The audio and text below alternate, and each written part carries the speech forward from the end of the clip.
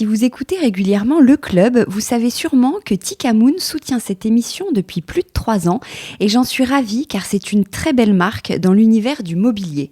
Belle dans le sens que leurs meubles en bois massif sont beaux, dans un style à la fois contemporain et intemporel, mais aussi belle dans ses valeurs, son engagement et sa durabilité. Leur bois est sourcé, labellisé, travaillé par des artisans, monté par des ébénistes en assemblage traditionnel, sans colle, sans vis, et ils sont solides, voire même réparables et recyclables, bien sûr. Et alors, je voulais vous parler d'une grande actu. Ils viennent de créer toute une collection avec l'Opéra national de Paris. Ce qu'ils ont en commun, c'est le goût de la qualité, du raffinement et de l'exigence. L'idée que les gestes quotidiens et techniques parfaitement maîtrisés d'un ébéniste pourraient être comparables au travail sans relâche des danseurs qui répètent avec passion leurs pas. Je trouve que cette comparaison est très belle et complètement inédite. C'est la designer Charlotte Juillard qui a imaginé cette collection capsule que je vous invite à découvrir.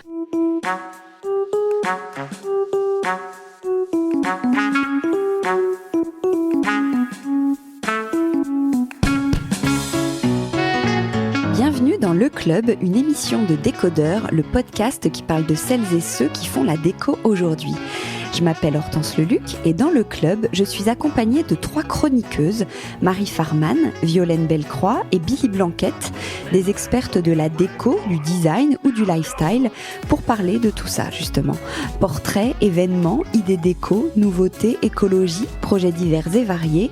L'idée, c'est de partager nos repérages et nos bons plans dans la joie et la bonne humeur. Allez, bienvenue au club.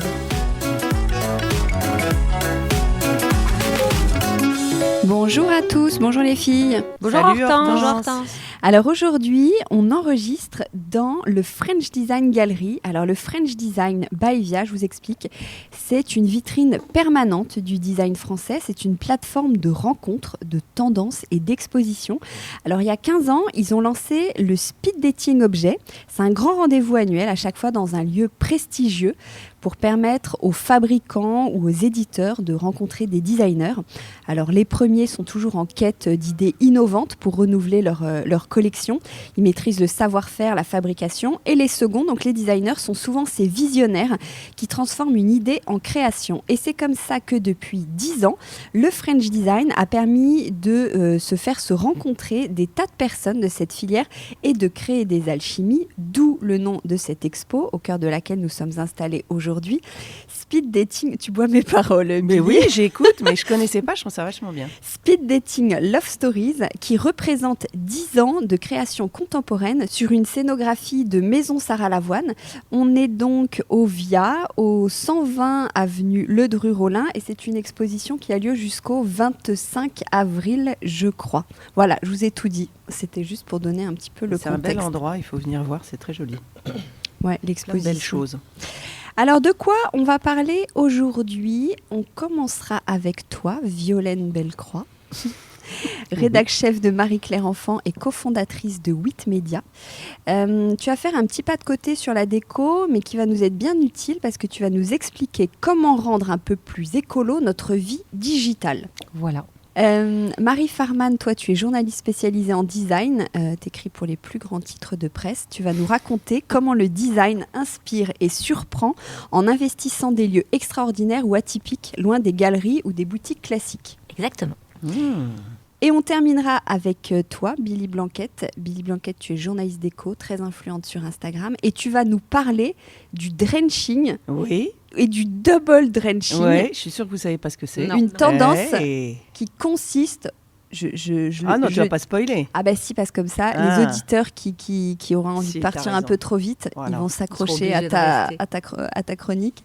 C'est une tendance qui consiste à peindre une pièce d'une seule couleur. Ou de deux. Ou de deux. Bon, bah tu vas nous expliquer, parce que je ne connaissais pas le terme. Donc What is the drenching ? Alors, je commence. Pimpon, pimpon, pimpon. Pourquoi ? Parce que je fais le pompier, parce qu'on est au début de l'hiver, au cœur de l'hiver, du froid, de la grisaille et du vent. Et donc, je viens à la rescousse. Et aujourd'hui, je vais vous parler de couleur. Vous connaissez son pouvoir et ses bienfaits, donc on y va gaiement, on se lâche et on la fait entrer dans nos cœurs et surtout dans nos maisons. vous savez comme je l'adore, en particulier sur les murs, même si j'avoue m'être un peu calmée sur le sujet et avoir désormais aussi envie de teintes douces comme des beiges, etc. Mais le blanc, il n'y a rien à faire, c'est vraiment pas mon truc. Je trouve ça ennuyeux à souhait. Et d'ailleurs, je trouve que tout ce sujet-là que je vais aborder, ça me fait aussi penser à... Finalement, on peut aussi scénographier son propre intérieur et se faire des jolies choses qui changent un peu en s'amusant avec la couleur. Bref, donc je voulais vous parler d'une tendance qui s'appelle le color drenching et même le double drenching. Donc vous ne connaissez pas apparemment. Non. Et j'en suis bien contente. En anglais, drenching, ça signifie arroser, doucher. Donc en fait, c'est le fait de noyer sa pièce dans une seule et même couleur, du sol au plafond, ou en tout cas des murs au plafond, en passant par les plinthes, les radiateurs, les placards, les moulures ou les poutres, et même aussi, si on a envie, les accessoires, le mobilier, bref, la totale. Hop, on plonge la pièce dans un pot de peinture et le tour est joué. En fait, j'adore ce truc parce que ça permet de sortir de l'utilisation conventionnelle de la peinture et de se créer un intérieur bien à soi. Ça change radicalement la manière d'utiliser la couleur dans la maison, ce que je trouve hyper intéressant. Moi, en tout cas, ça m'a tapé dans l'œil. J'en ai vu pas mal. Bon, de toute façon, ça a toujours existé parce que c'est quand même très anglais. Mais là, on en voit pas mal. Récemment, justement, pendant le salon Maison Objet, il y avait le stand des tendances d'Elisabeth Le Riche qui l'utilise depuis longtemps dans ses scénos, où il y avait la présentation presse aussi des nouveautés de Maison Sarah Lavoine qui avait entièrement repeint le premier étage de sa boutique Place des Victoires en faisant différentes pièces d'une seule couleur du sol au plafond. Et donc, c'est hyper visuel pour mettre en scène justement des objets qu'on veut un peu faire ressortir. Et puis, c'est une technique qu'on voit aussi pas mal sur les réseaux sociaux, sur Instagram, sur Pinterest. Voilà, donc on peut dire que c'est une... Alors, d'où ça vient cette tendance? On peut dire que ça puise ses racines dans plusieurs mouvements artistiques et époques, comme le Bauhaus, le modernisme, qui étaient des mouvements qui prenaient la simplicité et la fonctionnalité, qui utilisaient des couleurs primaires et des monochromes pour créer des espaces épurés et impactants, ce que le color drenching reprend en l'intensifiant. Mais ça fait aussi penser aux 70s qui ont vraiment le vent en poupe en déco en ce moment et qui utilisaient les couleurs vives et les motifs audacieux de manière assez conséquente. Et puis, donc, ça a aussi un petit côté très british. D'ailleurs, ça cartonne là-bas, où on recouvre une pièce d'un papier peint, d'un tissu ou d'une couleur de manière assez forte. Et c'est d'ailleurs la marque de peinture anglaise Little Green qui a communiqué récemment sur cette idée de double drenching dont je vais vous parler. En fait, le color drenching, ça présente plein d'avantages et ça a en plus une influence non négligeable sur notre psychologie, ce qui explique son succès grandissant, parce qu'on a tous besoin d'aller bien dans notre tête, n'est-ce pas ? Dans ce monde. Déjà, des avantages avec la personnalité que ça apporte à l'espace, puisque ça permet d'avoir une ambiance unique qui nous ressemble et reflète nos goûts et notre propre personnalité. En immergeant une pièce dans une seule couleur ou en combinant deux teintes fortes, on crée une atmosphère à la fois enveloppante et distinctive. Chaque pièce drenchée, parce que c'est aussi un verbe, devient un espace à part entière. Ça crée un effet visuel fort en attirant immédiatement l'œil. Et ça a aussi comme avantage de faire ressortir certaines pièces de mobilier. Donc prenez un salon par exemple que vous allez plonger dans le vert, mettez un canapé jaune ou moutarde au milieu ou vous peignez la bibliothèque en rose et d'un seul coup le meuble en question devient vraiment la pièce maîtresse. Donc ça peut être un bon moyen de mettre en valeur aussi une belle pièce de mobilier design, ça permet le contraste. Je te coupe, mais je crois que le drenching justement c'était si tu avais tes murs verts de mettre un canapé vert. Pas du tout, en fait. Tu peux faire les deux, en fait. C'est-à-dire que soit tu fais la totale... En fait, il y a plein de possibilités. C'est pas une règle, en fait. Oui, tu peux plonger et faire le canapé vert, etc. Ou au contraire, te dire, j'ai un beau fauteuil d'un designer qui est jaune et la pièce va être verte. Et justement, je vais le faire ressortir en faisant un contraste. Soit tu contrastes, soit tu mets tout dans le... Bon, moi, j'aurais tendance à avoir envie de contraster, mais après, chacun fait ce qu'il veut, tu vois. C'est pas une règle. Non, juste parce que je croyais que c'était ça, c'est pour ça, j'ai pas compris. Tu peux te plonger aussi, mobilier, accessoires, mais ça, c'est une question de goût. Oui. Mais je vois que tu suis, c'est très bien, je suis contente. Alors, Et ça va aussi avoir comme intérêt de gommer les délimitations des murs et donc de donner une impression de volume, parce que le sol et les murs vont se confondre, donc c'est assez magique.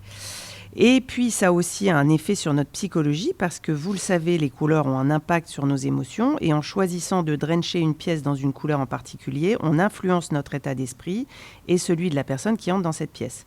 On dit vraiment que c'est un booster. C'est vrai que quand tu regardes ces pièces hyper colorées, moi je trouve que c'est assez énergisant. Donc si on cherche le calme, on va partir sur des tons apaisants comme plonger une pièce dans un bleu ciel ou un rose pastel ou un beige. Et puis au contraire, si on a envie de stimuler sa créativité, on va aller sur des couleurs comme du orange ou du jaune. Et si on veut plutôt favoriser la concentration dans un bureau, par exemple, d'ailleurs moi j'ai envie de repeindre mon bureau, j'y pense, je vous raconte ma vie, là il vaut mieux le plonger dans le vert, puisque le vert favorise la concentration. Reste ensuite donc à choisir la bonne couleur. Pour ça, il faut déjà identifier un ton que l'on aime, qui nous apporte de la joie ou du confort. Ensuite, voir ce que l'on souhaite donc pour la pièce en question. Est-ce que c'est plutôt une pièce où on va chercher justement l'apaisement ou plutôt l'énergie ? Et puis la taille de la pièce peut aussi influer. Si elle est toute petite, certains vont préférer des couleurs claires qui auront tendance à la rendre visuellement plus grande. Il faut penser aussi à regarder l'orientation, parce que la lumière naturelle influence aussi la perception des couleurs.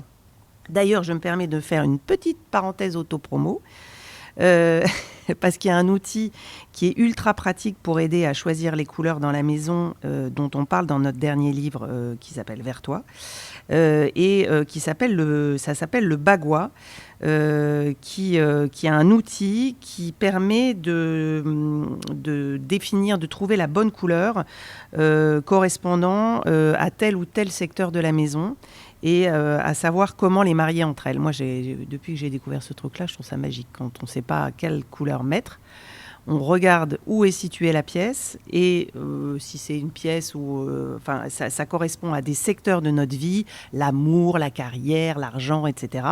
Et selon tout ça correspond à une couleur qui va donc dynamiser ce secteur et qui correspond à l'orientation. Donc ça peut aider quand on cale un peu sur une couleur.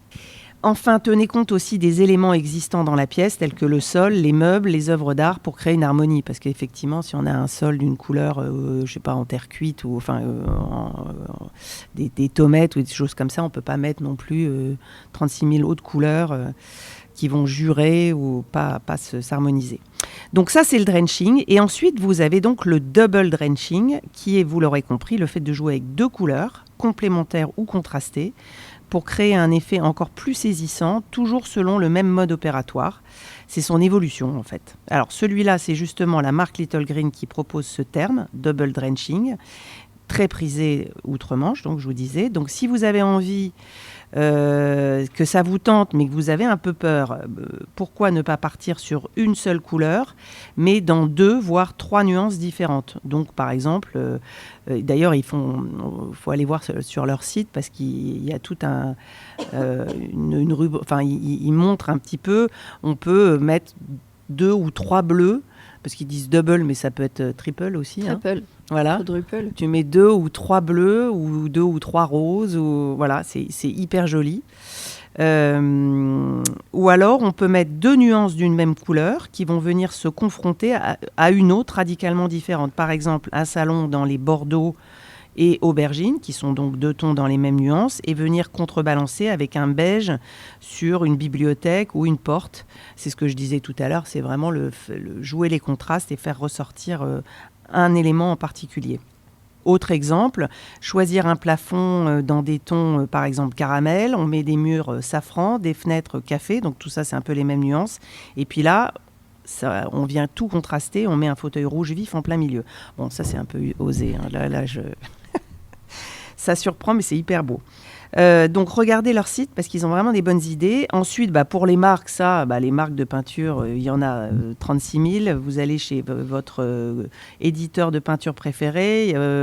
Évidemment, il y a les Faro & Beau, les ressources, mais il y a aussi Bill Bokeh, qui est une marque française de Lille et qui fait des super jolies couleurs. Moi, j'ai découvert récemment une marque qui s'appelle Kamael, que je connaissais pas du tout, qui a une super qualité de peinture et qui se pose hyper facilement, qui est hyper couvrante. Puis aussi, alors vous pouvez, si vous avez envie de ne pas le faire avec de la peinture, vous pouvez le faire aussi avec du papier peint, avec du tissu, mettre une moquette au sol d'une couleur qui va s'assortir au mur, ou on peut faire ça aussi dans les salles de bain, on voit pas mal du béton au sol et qui remonte sur les murs. Voilà, ça peut se faire de plein de manières différentes. Il n'y a plus qu'à trouver là où les bonnes couleurs. Donc ça, il faut bien réfléchir. Il ne faut pas avoir peur d'acheter un échantillon, de peindre des feuilles A4. Ça, c'est ce qu'ils proposent maintenant. Mais voilà, il ne faut pas mettre un tout petit truc sur son mur. Il faut vraiment bien regarder selon la lumière, les différents moments de la journée, l'endroit où on va poser la peinture. Est-ce que c'est plutôt sur un mur ou est-ce que c'est à l'horizontale ? Je pense que c'est hyper important de bien préparer et de se faire conseiller. Ce sont des marques qui ont l'habitude de leurs couleurs et qui savent vraiment bien comment les utiliser. Voilà, il fait toujours aussi gris dehors. Je ne sais pas vous, mais moi, ça me donne une terrible envie de dégainer mes pinceaux et de passer à l'acte. Donc, je vous laisse et je vais peindre mon bureau. C'est clair, la prochaine fois qu'on se voit, ce sera au printemps, ce sera mieux. Dit-elle avec une petite voix, elle a mis son bonnet entre deux. Mais j'ai froid. Bon, et ben merci beaucoup les filles, c'était super intéressant. À bientôt. À bientôt. Ciao. Salut. Décodeur, c'est terminé pour aujourd'hui. Merci beaucoup d'avoir écouté en entier. Si vous avez aimé, n'oubliez surtout pas de vous abonner à cette émission pour ne pas rater les prochains épisodes. Bien sûr, vous pouvez aussi le partager sur Facebook, Twitter, LinkedIn ou en story Instagram par exemple. Ça permet de le faire connaître à vos proches.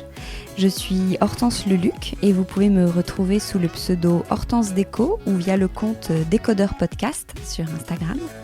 Et si jamais vous écoutez sur iPhone via l'application Apple Podcast, vous pouvez aussi me laisser un commentaire, rubrique classement et avis, parce que plus j'ai de commentaires, plus Décodeur se démarque dans la jungle des podcasts, ce qui est très important pour moi, pour me faire connaître encore plus largement et faire découvrir le monde de la déco au plus grand nombre. Voilà, merci et à très bientôt alors, ici ou ailleurs.